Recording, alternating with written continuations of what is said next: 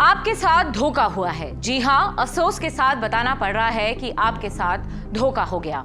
तमाम जानकारियां रहते हुए भी आप एजेंडे का शिकार हो गए और ठग लिए गए।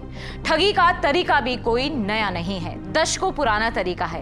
एक ठग आता है, अपना दफ्तर खोलता है, आपका फायदा कराने की बात करता है, आप भरोसा करते हैं, उसकी बातों में आकर अपने निवेश का फैसला करते हैं। फिर एक दिन सुबह आप उठते हैं और देखते हैं कि वो दफ्तर बंद हो गया है।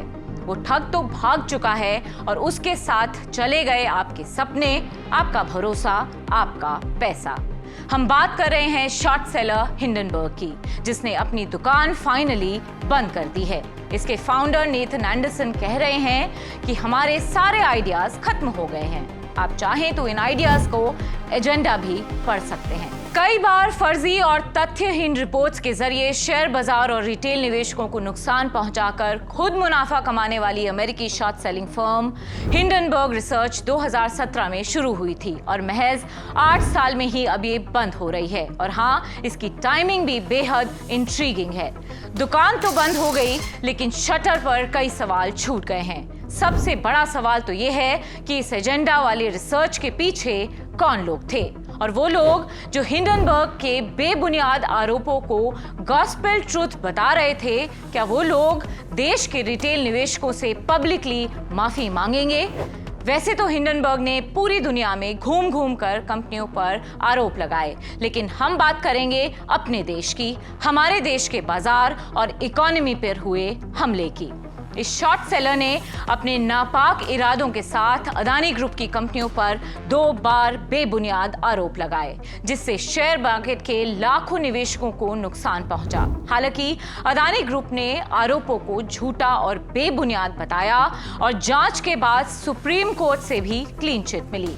दोनों ही बार अदानी ग्रुप मजबूती से उभरा, निवेशकों ने अपना विश्वास बनाए रखा और ग्रुप को इसका फायदा भी मिला।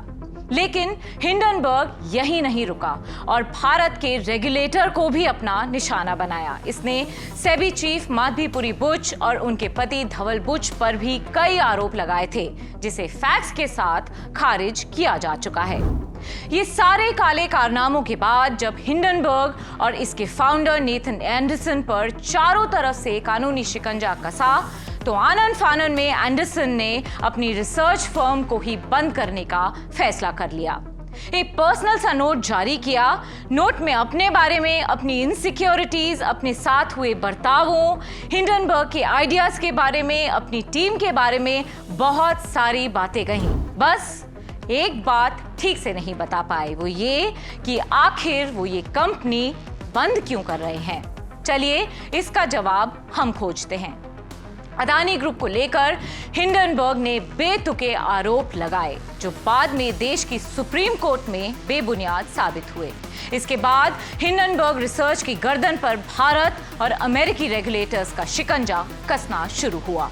भारत के मार्केट रेगुलेटर सेबी ने पिछले साल हिंडनबर्ग रिसर्च, नेथन एंडरसन और एफपीआई मार्क किंगडन की एंटिटीज को कारण बताओ नोटिस जारी किया था। रेगुलेटर ने पाया कि हिंडनबर्ग और एंडरसन ने धोखाधड़ी और अनफेयर ट्रेड प्रैक्टिसेस से जुड़े नियमों का उल्लंघन किया है। कारण बताओ नोटिस जारी हुआ, लेकिन अब तक हिंडनबर्ग ने इसका कोई जवाब नहीं दिया है और अब तो वाइंड अप भी हो रही है। इंटरेस्टिंगली जुलाई में यूएस एसईसी ने एक शॉर्ट सेलर एंड्रयू लेफ्ट पर अपने stock trades, social media activities और रिसर्च रिपोर्ट्स के जरिए धोखाधड़ी करने का आरोप लगाया। इससे पता चलता है कि अमेरिका में नेगेटिव स्टॉक पोजीशंस को बढ़ावा देने वाले ट्रेडर्स को लेकर अब सख्त कार्रवाई की जा रही है। डिपार्टमेंट ऑफ जस्टिस ने भी शॉर्ट सेलर्स पर सख्ती बढ़ा दी है। हिंडनबर्ग की टीम और नेथन एंडरसन को ये डर भी सता रहा होगा कि जाने उनके साथ किस लेवल तक की सख्ती होगी। दूसरी तरफ आप टाइमिंग पर गौर करिए। अमेरिका में सत्ता परिवर्तन हो चुका है। ट्रंप शपथ लेने वाले हैं और ट्रंप बिजनेस को समझते हैं, उसकी चुनौतियों से वो वाकिफ हैं। वो ऐसे किसी इंसान या संस्था को बढ़ावा नहीं देंगे जो इकोनॉमी को या बिजनेस एनवायरनमेंट को खराब करता होगा। दरअसल जब आप बिना फैक्ट्स के हर तरफ आरोप लगाते फिरते हैं और आपके पास कोई ठोस सबूत नहीं होते हैं, तो आपका बिगेस्ट नाइटमेयर यही होता है कि कहीं मेरा सच बाहर ना आ जाए। जिस तरह से हर तरफ से रेगुलेटर्स ने हिंडनबर्ग पर सख्ती बढ़ाई थी, निश्चित तौर पर नेथन एंडरसन और हिंडनबर्ग की टीम को दुकान बंद करके उल्टे पैर भागने का ऑप्शन ही सबसे बेहतर दिखा होगा। अब आगे क्या होगा? क्या सुप्रीम कोर्ट इस पूरे मामले को डिसमिस करेगा? सेबी और सुप्रीम कोर्ट अब इस मामले पर आगे क्या रुख लेंगे? क्या दुनिया के तमाम देशों के रेगुलेटर्स अब नेथन एंडरसन की जिम्मेदारी तय करेंगे और मुकदमा चलाएंगे? और हिंडनबर्ग के बेबुनियाद आरोपों पर जिन लोगों ने देश भर में हो हल्ला मचाया, कोर्ट में अर्जी दाखिल की, सरकार और रेगुलेटर्स पर सवाल उठाए, क्या उन लोगों पर देश के लोगों को गुमराह करने के लिए मुकदमा नहीं चलाया जाना चाहिए? जॉर्ज सोरोस की फंडिंग से देश की इकोनॉमी और बिजनेस इंडस्ट्री को अस्थिर करने की साजिश के पीछे छिपे लोगों को क्या बेनकाब नहीं किया जाना चाहिए? इस बड़े डेवलपमेंट के बाद आज देश विदेश के कई बड़ी पर्सनालिटीज ने अपनी प्रतिक्रियाएं दी। चलिए आपको सुप्रीम कोर्ट के वरिष्ठ वकील महेश जेठमलानी की बात सुनाते हैं। SEBI must do its best because we must have a deterrent for the future where foreign predators, financial predators are stalking our big companies and trying to destabilize those companies who provide wealth and jobs and infrastructure and who are being undermined. And ultimately, of course, has a ripple effect on the whole economy and retail investors.